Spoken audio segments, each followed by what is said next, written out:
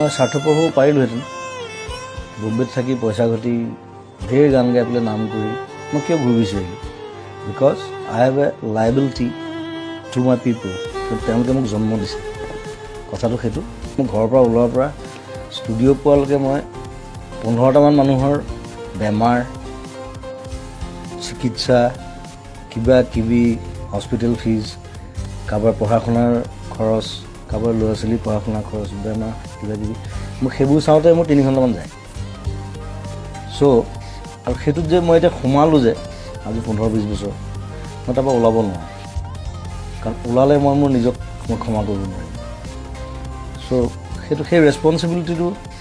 তেওঁলোকে ভাবে যে কোনোৱে একো নকৰিলে জুবিন দা কিবা এটা কৰিব মই কৰোঁ